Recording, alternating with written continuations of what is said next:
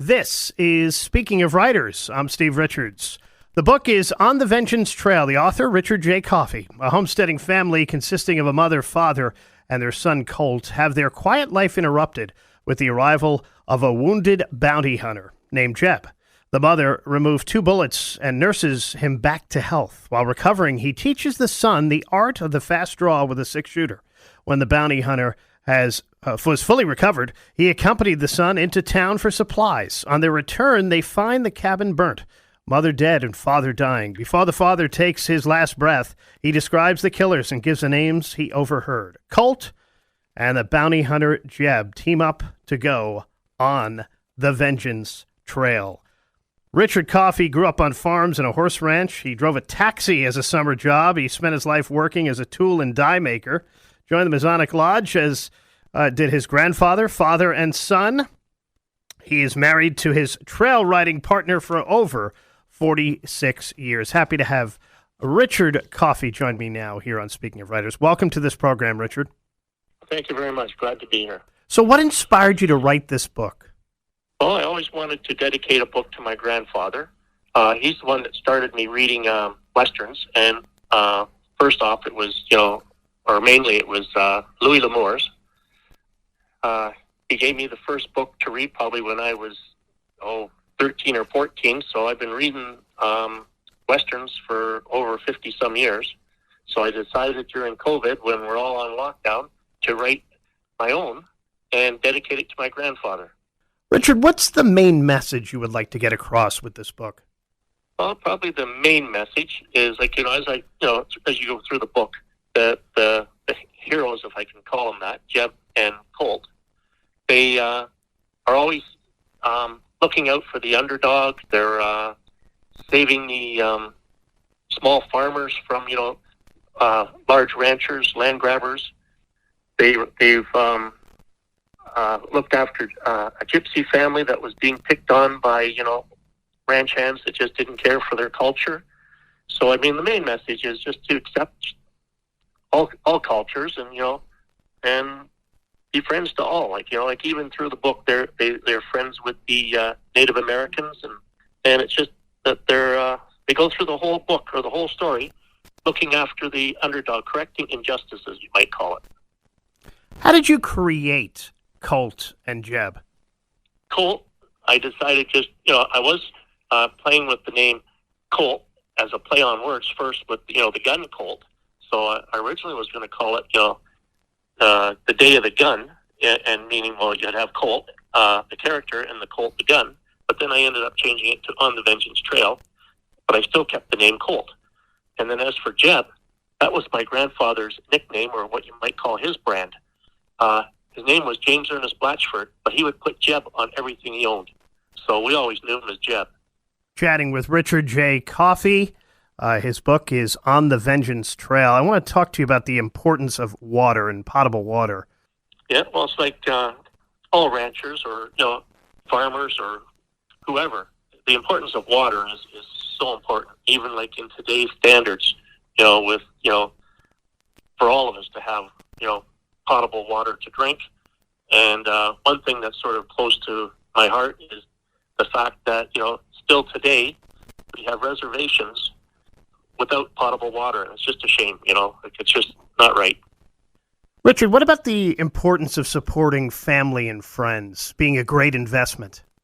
Well, when I referred to the book, back in that era, to survive, you needed the help from all your family, even if it's from the youngsters hauling in wood or, hauling in water, or working out in the garden, and it still applies or with today, families should always sort of stick together and help out where they can. Like when I was growing up, like you said, I've been on the farm and whatnot.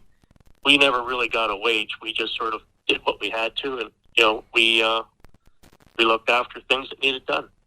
And let's talk about the importance of the environment, too. Well, again, with in the book, I had them living with some Indians, and they when they were leaving a camp, Colt would look back and would say, you never even know we were here. And, that's sort of a pet peeve that Jill, my wife, and I had when we went camping. We'd always leave our campground, better than the way we found it. And then when I used to look around and see other campers leaving their garbage and, stuff, it just irked me because, we should always look after, Mother Earth and leave it better than what we found it. You also talk about, in the book, the characters practicing daily with all sorts of weapons. How important is that? Oh, very much so, with especially with, the characters being, into gunfights or always having to fight to correct an injustice. The better they are, the better the chance they have of coming out unharmed. So, I mean, and it applies to all sports or things today. If you practice, you get better at it. So it never hurts to practice to improve your skill or, whatever you need to hone. What about rewarding loyalty and good work ethics? And again, that still applies till today. No matter what job you're doing, it gets noticed. If you, no matter what job you do, if you have a good work ethic, it's noticed by everybody, coworkers, bosses, whatever. And same with, in the story as well. They reward the hands that, went the extra mile. So, I mean, it just, it applies, the book applies to, back then and till today. Yeah, it really does. And the next 2 points, too, finishing a project you start, follow through, and making goals for yourself. That's so important, too, Richard. And, of course, giving back, too, and supporting the less fortunate. Yeah, no, that's what, I've always been a strong believer in. So, I mean, when we were looking after the different characters in the book that were losing their land and, they had nothing to fall back on except, depending on Colt and Jeb's assistance. And then other, characters, the gypsies, and, they helped them all out. There was even some kids that were looking after sheep that were getting bullied. So, I mean, they stood up for pretty well, every walk of life. And it's something that I don't think it hurts for us to do as we go through our daily life. And making a difference, too. How important is it, too, each day to perform a good deed? And how do you do that? Mostly for the the good deeds that Jill and I are doing. We both support the wildlife in our area.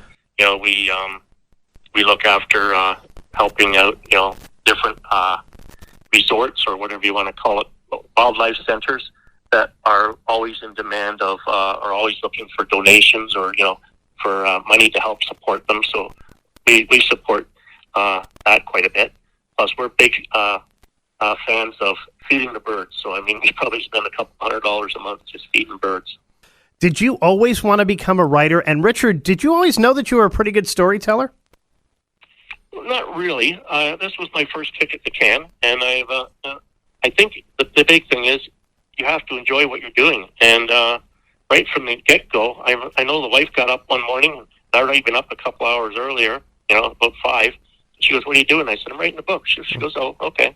Anyways, a few weeks later, and she goes, "Are you still writing that book?" And I said, "Yep." So, anyways, the more I got into it, probably the time I was, a couple of chapters in, I couldn't wait to, come up with the next chapter. And then, as the book progressed, and then I could see the whole story developing in my mind, it was, it got more and more, I don't know what you want to call it, catching or, it became addicting. That's the word I'm looking for.